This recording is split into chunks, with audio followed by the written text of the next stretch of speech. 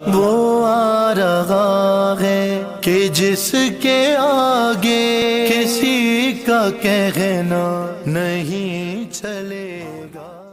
بسم اللہ الرحمن الرحیم۔ علامات ظہور امام زمانہ علیہ السلام، وہ علامات جو حضرت امام زمانہ علیہ السلام کے ظہور سے پہلے رونما ہوں گی۔ اس میں نمبر 1 ہے بسم اللہ الرحمن الرحیم، خروج سفیانی،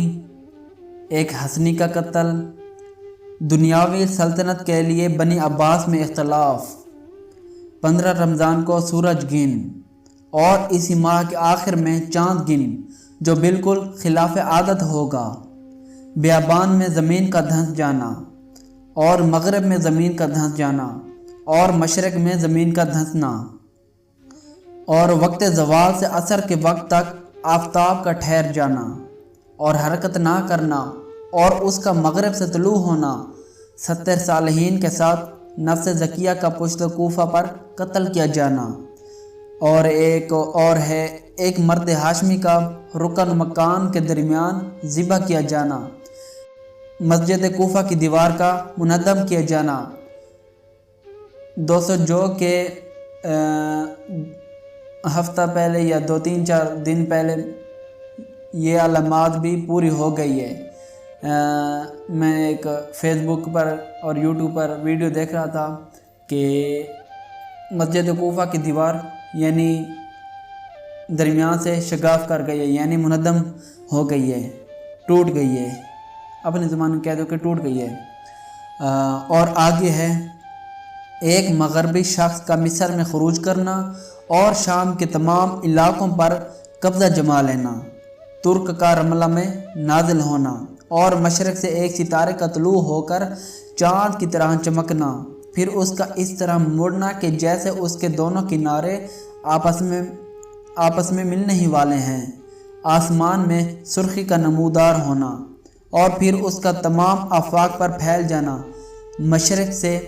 ایک طویل آگ کا ظاہر ہونا اور فضا میں 3 یا 7 دن تک باقی رہے گی، اور اہل مصر کا اپنے امیر کو قتل کرنا، شام کی بربادی، 3 جھنڈوں میں اختلاف، کیس اور عرب کے جھنڈوں کا مصر میں داخل ہونا، کندہ کے جھنڈوں کا خراسان میں داخل ہونا اور عرب کی طرف ایک فوج کا آنا اور صحن ہیرا میں پڑاؤ ڈالنا۔ آگے ہے سیاہ جھنڈوں کا مشرق سے اس طرف آنا اور دریائے فرات میں طغیانی اور کوفے کی گلیوں میں پانی بھر جانا۔ ظہور امام زمانہ علیہ السلام سے پہلے یہ جو کوفے کی گلیاں ہیں، اس یعنی جو نشانی بتائی گئی ہے، کوفے کی گلیوں میں پانی بھر جائے گا۔ پھر مولا فرماتے ہیں تب ہمارے شہنشاہ امام زمانہ اجل اللہ فرج شریف کی ظہور کی دعا کرنا۔ آگے ہے 7 عدد دعوے داران نبوت کا ظہور، آل ابی طالب میں سے 12 دعوے داران امامت کا ظہور، اور جلولہ اور خانقین کے درمیان بنی عباس کے ایک عظیم القدر شخص کا آگ میں جلایا جانا، مدینہ اور بغداد میں کرخ کے قریب ایک پل کی تعمیر، اور آگے صبح کے وقت سیاہ آندھی کا بلند ہونا اور زلزلہ اور اکثر کا زمین میں دھنس جانا، اور اہل بغداد اور اہل عراق پر خوف و ہراس چھا جانا، اور آگے ہے جان و مال اور ثمرات کا تلف ہونا۔ یہ بہت اہم نشانی ہے، یعنی جو میں آگے بتا رہا ہوں، جو کہ پوری ہو گئی ہے۔ مولا فرماتے ہیں ٹڈیوں کا موسم اور بلا موسم ظاہر ہونا جو کھیتیوں اور غلوں کو چٹ کر جائیں گی، کاشتکاروں کی پیداوار میں کمی ہو جائے گی، عجم کے 2 گروہوں میں جنگ اور آپس میں بہت زیادہ خون ریزی، غلاموں کا اپنے آقاؤں کی اطاعت سے باہر ہو جانا اور اپنے مالکوں کو قتل کرنا، اور آگے ہے اہل بدعت میں سے ایک گروہ کا مسخ ہو کر بندر اور سور بن جانا، سادات کے شہر پر غلاموں کا اقتدار۔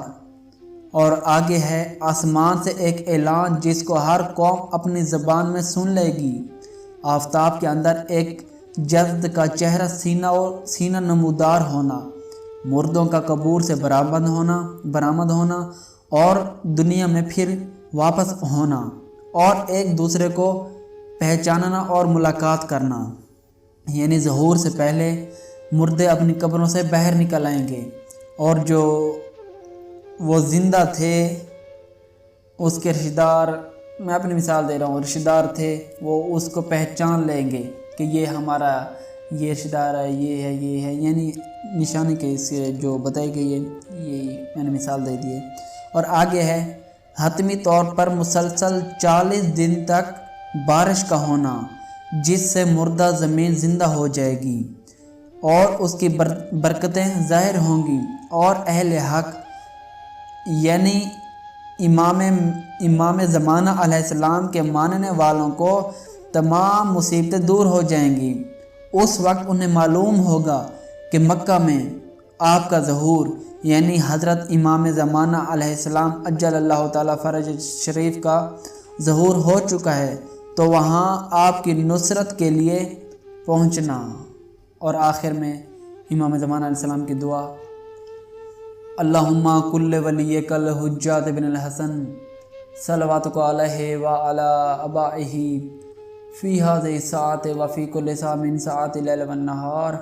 ولی وحافظ وقائد وناصر ودلیل وعینا حتی تسکنہ ارزاقات ومتمتع فی طویلہ۔ یا رب صلی علی محمد وآل محمد وعجل فرج قائم آل محمد۔